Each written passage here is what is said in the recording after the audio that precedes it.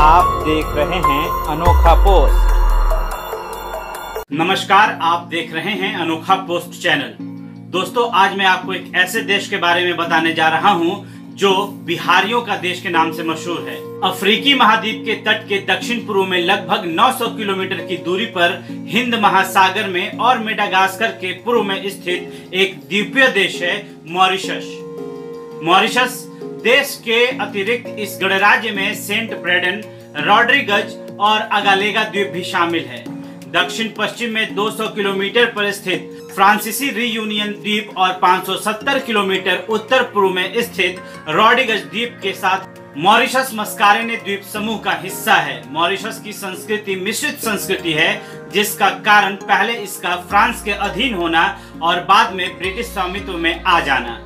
पर यह देश बिहारियों का देश कैसे बन गया, बड़ा ही इंटरेस्टिंग फैक्ट है दोस्तों। आप देखिए इस पूरे वीडियो को ताकि आपको ये समझ आ सके कि ये खूबसूरत देश बिहारियों का देश कैसे बन गया। चलिए दोस्तों, बढ़ते हैं अपने वीडियो की तरफ।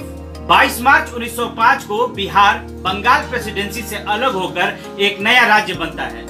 105 साल के जवान बिहार का एक गौरवशाली इतिहास रहा है, चाहे शून्य के आविष्कार की बात हो, दुनिया में ज्ञान का प्रकाश फैलाने की, या फिर आजाद भारत के इतिहास में प्रथम व्यक्ति की। बिहार के लोगों ने हर जगह अपनी अमिट छाप छोड़ी है, एक ऐसी छाप जो आप चाहे भी तो मिटा नहीं सकते।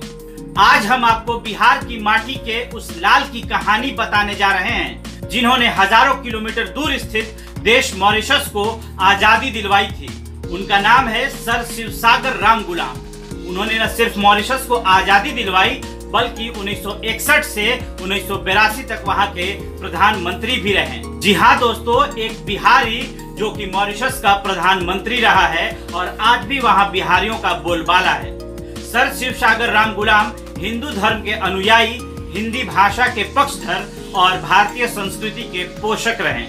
उनके प्रधानमंत्री रहते हुए हिंदी के पठन पाठन में बहुत प्रगति हुई। विपरीत परिस्थितियों में भी उन्होंने हिंदी के विकास में कोई कमी नहीं रखी। उन्होंने ही सर्वप्रथम विश्व हिंदी सचिवालय की स्थापना का विचार रखा था। वर्ष 2008 में जब मॉरिशस के निवर्तमान प्रधानमंत्री और सर शिवसागर राम गुलाम के बेटे नवीन चंद्र राम गुलाम अपने पूर्वजों की धरती को नमन करने बिहार आए थे, तो उन्होंने कहा था, मैं अपने पूर्वजों की भूमि पर आकर अपने घर में होने का सुकून महसूस कर रहा हूँ। एक कहावत है ना कि जिंदगी नाटक से भी विचित्र है। आज मैं महसूस कर रहा हूँ, सचमुच मेरी जिंदगी किसी भी कहानी से विचित्र है। मेरे पास शब्द नहीं है कि मैं अपनी खुशी व्यक्त कर सकूं। दोस्तों, ये सिलसिला कैसे शुरू हुआ कि मॉरिशस बिहारियों के अधीन हो गया।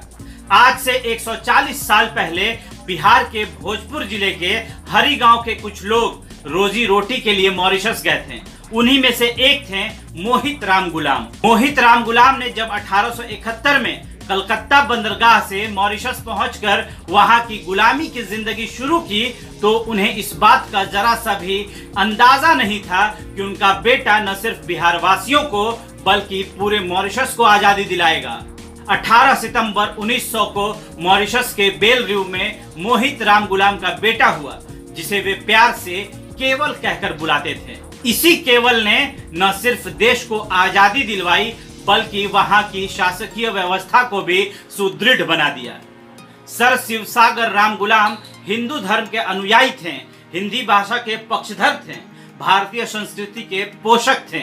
ये तो मैंने आपको पहले ही बता दिया, पर सबसे बड़ी बात कि वो बिहारी थे। और बिहारियों का दम तो पूरी दुनिया जानती है कि जब बिहारी छाएगा तो फिर बारिश भी नहीं आएगा। वो सिर्फ एक बादल की तरह पूरे आसमान को अपने आगोश में ले लेगा। कहा जाता है कि मॉरिशस में एक मिनी भारत बसता है। दरअसल आजादी से पहले बड़ी संख्या में यूपी और बिहार के लोगों को मजदूरी के लिए यहाँ लाया गया था। इन्हें गिरमिटिया भी कहते हैं। मॉरिशस में भारतीय मूल के लोग बड़ी संख्या में रहते हैं और यहाँ यूपी और बिहार की तरह भोजपुरी बोली जाती है। इसके अलावा यहाँ भारतीय परिधान पहने लोग बड़ी संख्या में नजर आते रहते हैं, जो प्रदेश में मिनी भारत होने का आभास करवाता है। सितंबर 2016 में मॉरिशस की महिला कबड्डी टीम ट्रेनिंग लेने भारत आई थी। तब मॉरिशस कबड्डी टीम के कोच हरीश कुमार ने बताया था कि ट्रेनिंग लेने आए 14 में से 10 खिलाड़ी भारतीय मूल के हैं और उनमें से 8 बिहार के हैं।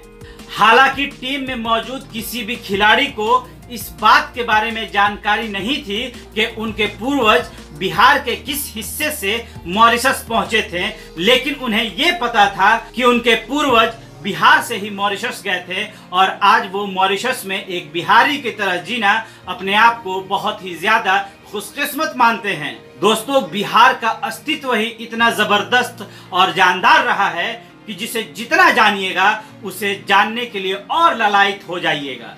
आगे भी अनोखा पोस्ट आपको ऐसी रोचक जानकारियाँ देता रहेगा, तो बने रहें हमारे अनोखा पोस्ट चैनल के साथ।